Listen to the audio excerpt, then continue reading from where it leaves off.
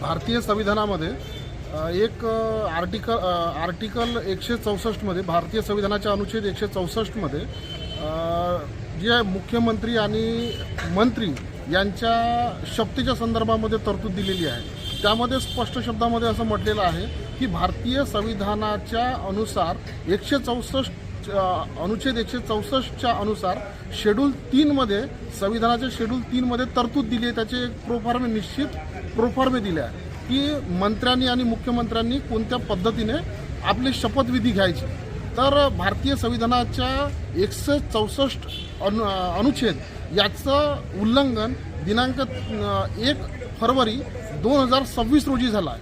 श्रीमती सुनेत्रा अजित पवार यांनी राज्यपाल भवनामध्ये राज्यपालांच्या उपस्थितीमध्ये राज्यपाल भवनमध्ये जो शपथविधीचा कार्यक्रम जो झाला त्या कार्यक्रमामध्ये शपथ घेताना मी श्रीमती सुनेत्रा अजित पवार उपमुख्यमंत्री पदाची शपथ घेतो असा उल्लेख त्यामध्ये आलेला आहे। परंतु भारतीय संविधानामध्ये उपमुख्यमंत्री नावाची कोणतीही संवैधानिक पोस्ट पद अस्तित्वात नाही। त्यामुळे श्रीमती सुनेत्रा अजित पवार यांनी घेतलेली शपथविधी उपमुख्यमंत्री पदाची घेतलेली शपथ ही आपोआपच बेकायदेशीर आणि संविधान विरोधी आहे। संविधानाचं हे सरासर उल्लंघन आहे। ज्यांच्यावर राज्याचे प्रमुख आहे राज्यपाल मुख्यमंत्री यांच्या उपस्थितीमध्येच ज्यांच्यावर राज्यामध्ये संविधानाच्या तरतुदीची अंमलबजावणी करण्याची जबाबदारी आहे त्यांच्या प्रमुख उपस्थितीमध्येच दिनांक 1 फरवरी 2026 रोजी श्रीमती सुनेत्रा अजित पवार यांनी उपमुख्यमंत्री पदाची शपथ घेऊन भारतीय संविधानाच्या तरतुदीचे उल्लंघन केले आहे।